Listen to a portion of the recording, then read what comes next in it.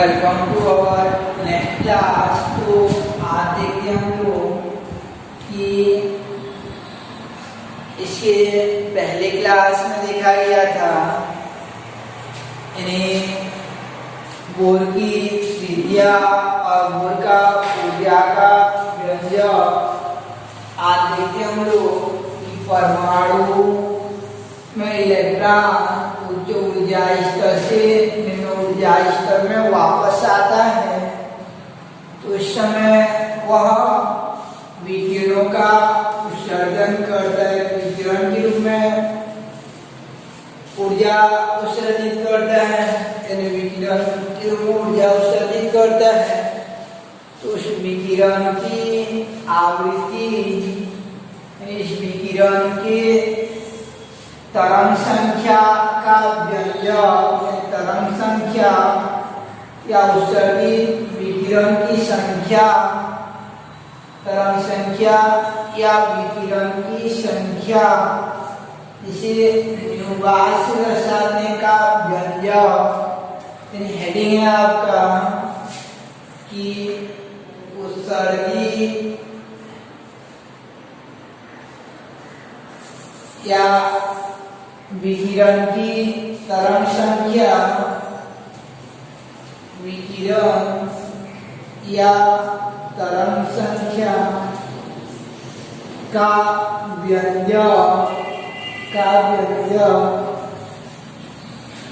तो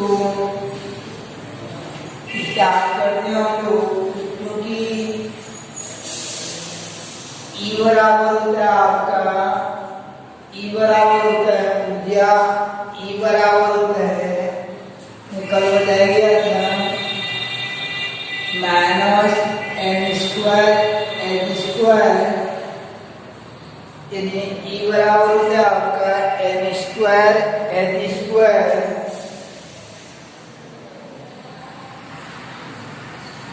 सॉरी, ये नीचे में रहता है, एन स्क्वायर एच स्क्वायर नीचे में था, 2 pi square M Z square और ई का घात 4 बटे एन स्क्वायर और एच स्क्वायर हो जाता है, एन स्क्वायर को एच स्क्वायर हो जाता है। इसलिए E1 बराबर, ये E1 बराबर लेंगे हम लोग 2 pi square M Z square और ई का घात 4 बटे ये एन वाला को n1 करते हैं, n1 स्क्वायर और एच स्क्वायर में इलेक्ट्रॉन की ऊर्जा तब निकाली जाती है जब वह n1वीं कक्षा में परिक्रमा करती रहती है। जैसे 5वीं कक्षा या 6वीं में परिक्रमा करता रहेगा, तो ऐसे n1वीं कक्षा में वो इलेक्ट्रॉन परिक्रमा कर रहा है, तो E1 बराबर हो जाता है आपका -2 पाई स्क्वायर एम जेड ई की power 4 divided by n1 square into H square. इसको समीकरण 1 कर देते हैं तथा E2 बराबर लेते हैं, E2 बराबर -2 pi square M Z square e का घात 4 बटे n2 स्क्वायर और एच स्क्वायर, यानी E को 1 2 करते तो n को भी 1 2 करते हैं, अर्थात इलेक्ट्रॉन में n2वीं कक्षा में परिक्रमा कर रहा है। जैसे 5वां कक्षा में परिक्रमा करता रहेगा तो n1 6वां परिक्रमा करता रहेगा तो n2 यानी क्रमागत 2 कक्षाओं में परिक्रमा करते हुए इलेक्ट्रॉन की ऊर्जाओं को लिया जाता है। अब हम लोग समीकरण 2 में 1 कर देते हैं। समीकरण 2 ऋण 1 से E2 माइनस E1 बराबर हो जाता है, E2 माइनस E1। दूसरा समीकरण में पहला को घटा देते हैं तो E2 माइनस E1 बराबर, सेकेंड में और 2 घटा देते -2 pi square M Z square Z का घात 2 जेड स्क्वायर ई की पावर 4 बटे ये n2 स्क्वायर और एच स्क्वायर, यानी ये 2 में 1 को घटा रहे हैं तो ये 2 वाला हो गया। अब ये एक को हटाएंगे तो माइनस, और इसमें पहले से माइनस है तो minus 2 pi square M Z square एक घात 4 बटे n2 स्क्वायर और एच स्क्वायर हो जाता है। अब यहाँ से मिल जाएगा आपको, हटाएंगे तो ये ऋण क्या हो जाएगा, धन हो जाता है, माइनस माइनस जो आपका प्लस हो जाएगा।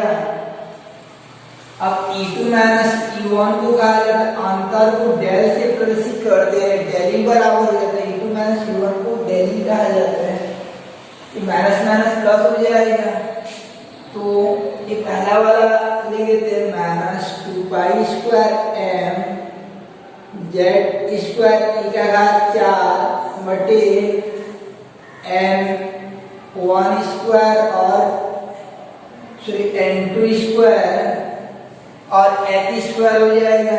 और ये माइनस माइनस क्या हो जाएगा आपका, प्लस हो जाता है, यहाँ बनता है कि माइनस माइनस प्लस हो जाएगा तो plus 2 pi square M Z square e का घात 4 बटे यहाँ से हो जाएगा आपका n2 स्क्वायर और h स्क्वायर।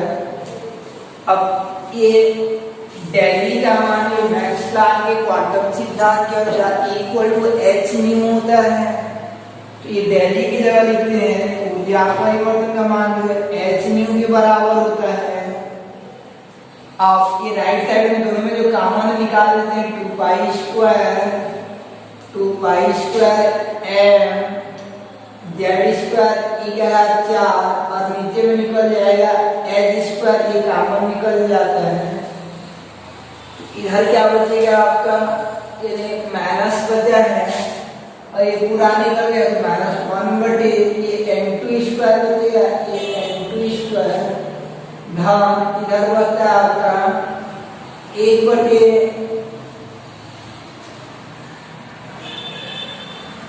ये n1 स्क्वायर हो जाएगा, 1 बटे n1 स्क्वायर हो जाता है, यानी 1 बटे n1 स्क्वायर हो जाएगा। h न्यू बराबर हो जाता है 2 pi square M Z square e का घात 4 बटे h स्क्वायर, और ये धन वाला को पहले लिख देते तो 1 बटे n1 स्क्वायर माइनस 1 बटे n2 स्क्वायर हो जाता है, 1 बटे n1 स्क्वायर माइनस 1 बटे n2 स्क्वायर हो जाता है। अब ये न्यू को लिखते हैं हम लोग, तो क्योंकि ये न्यू बराबर होता है c बटे लैम्डा होता है, यानी न्यू बराबर होता है c बटे लैम्डा, न्यू बराबर होता है आपका c बटे लैम्डा हो जाता है। तो यहाँ से लिखेंगे हम लोग, ये न्यू की जगह लिखेंगे c बटे लैम्डा, तो h c बटे लैम्डा बराबर 2 pi square M Z square e का घात 4 बटे h स्क्वायर और ब्रैकेट के अंदर 1 बटे n1 स्क्वायर माइनस 1 बटे n2 स्क्वायर। कहाँ से, क्योंकि न्यू बराबर c बाई लैम्डा से, न्यू बराबर c बाई लैम्डा से। अब यहाँ पक्षांतर करते हैं तो l को इधर लेंगे, इधर गुणा के रूप में, इधर भाग के रूप में, c को भी इधर ले जाते हैं, लैम्डा को खाली बचाते हैं, 1 बटे लैम्डा बराबर हो जाता है, 1 बटे लैम्डा बराबर हो जाता है। ये h को इधर लेते हैं और c को, तो 2 pi square M Z square e का घात 4 बटे ये c इधर आएगा और h इधर आएगा, तो c h इधर आएगा, घात 2 1 3 हो जाता है, घात 2 1 3 हो जाएगा और ब्रैकेट में 1 बटे n1 स्क्वायर माइनस 1 बटे n2 स्क्वायर। अब 1 बटे लैम्डा को ही कहा जाता है तरंग संख्या और तरंग संख्या को न्यू बार से दर्शाते हैं। तरंग संख्या न्यू बार से ही दर्शाते हैं, तो न्यू बार बराबर हो जाता है आपका ये जेड स्क्वायर को छोड़कर ये बाकी को आर मानते हैं। जेड स्क्वायर को छोड़कर बाकी जितना बचता है वो सबको आर मानते हैं। तो are Z square 1/n1 square minus 1/n2 square, जहां आर बराबर क्या होता है आपका आर बराबर हो जाएगा कि आर बराबर होता है ये 2 स्क्वायर m जेड को छोड़कर e का घात 4 बटे CH घात यानी इतना होता है। तो ये वाला जो है यही तरंग संख्या का अभिष्ट व्यंजक है, यही अभिष्ट व्यंजक है। तो स्टार्ट कहाँ से करते हैं हम लोग कि प्रारंभ कहाँ से किया जाता है कि उत्सर्जित विकिरण की तरंग संख्या यानी उत्सर्जित विकिरण या तरंग संख्या का व्यंजक उत्सर्जित विकिरण या तरंग की संख्या जिसे न्यू बार से दर्शाते हैं का व्यंजक। तो स्टार्ट कहाँ से करते हैं क्योंकि ई बराबर होता है आपका -2 square m Z square e to the power 4 होता है। तो e1 के लिए एक बार लेते हैं, e1 लेंगे तो इधर n1 लिखेंगे, एक बार e2 लेंगे तो n2 लिख देते हैं। और समीकरण 2 में 1 को घटा देते हैं तो e2 माइनस e1 बराबर 2 में 1 को घटा देते हैं -3 माइनस होगा, यहाँ पे 1 वाला है। अब घटा देने जाए e बराबर ये इधर वाला यानी 2 में 1 को घटाएगा n2। अब ये n1 वाला साइड जो है प्लस प्लस माइनस हो जाएगा। अब ये डेरिवेटिव को लिखते हैं हम लोग h न्यू, और यहाँ से जो कॉमन निकलता है दोनों में बाहर निकाल देते हैं 2 स्क्वायर m यानी जेड स्क्वायर की पावर 4/h स्क्वायर, इधर बचता है आपका -1/n2 स्क्वायर और ये साइड बचता है 1/n1 स्क्वायर। अब n1 वाला को पहले लिखते हैं और n2 वाला को बाद में लिखते हैं। अब यहाँ से h न्यू की जगह लिखा जाता है, याद रखें न्यू बराबर होता है आपका c/लैम्डा यानी तो आवृत्ति बराबर होता है प्रकाश का वेग, c को प्रकाश का वेग कहते हैं, तो c/लैम्डा हो जाता है। अब सबको 75 कर देते हैं, इधर 1/लैम्डा को बजाय रहता है तो 1/लैम्डा बराबर 2 square m Z square e के घात 4/CF घात हो जाता है। अब ये जेड स्क्वायर को छोड़कर शेष को कहा जाता है यानी शेष को r कहते हैं, तो r बराबर कितना होता है। अब न्यू बार बराबर और 1/लैम्डा को क्या कहते हैं न्यू बार कहा जाता है, तो न्यू बार बराबर हो जाता है आपका r Z square 1/n1 square minus 1/n2 square, यही आपकी तरंग संख्या का अभिष्ट व्यंजक हो जाता है। एक तरंग संख्या का अभिष्ट व्यंजक हो जाता है।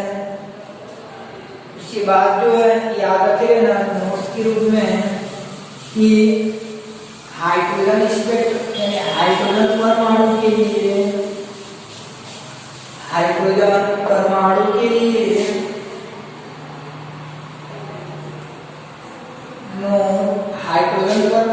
लिए आपका हाइड्रोजन परमाणु के लिए ये Z बराबर होता है आपका 1 होता है, Z बराबर हो जाता है आपका 1 होता है। Z परमाणु क्रमांक हाइड्रोजन का परमाणु क्रमांक 1 होगा तो न्यू बार बराबर हो जाएगा R गुणा 1 का वर्ग Z की जगह 1 हो जाएगा और 1/n1 square minus 1/n2 square हो जाता है। यानी हाइड्रोजन परमाणु के लिए हो जाता है R और ब्रैकेट के अंदर 1/n1 square minus 1/n2 square. ये सूत्र को याद रखे रहना, हाइड्रोजन परमाणु के लिए होता है ये। आगे जब हम लोग कि नेक्स्ट बोर जो है परमाणुओं से प्राप्त स्पेक्ट्रम रेखीय स्पेक्ट्रम था उसका सत्यापन करने के लिए प्रमाण के रूप में हाइड्रोजन स्पेक्ट्रम देते हैं। तो कल पढ़ेंगे हम लोग हाइड्रोजन स्पेक्ट्रम, तो उसमें ये तरंग संख्या न्यू बार को आप याद रखेंगे ना।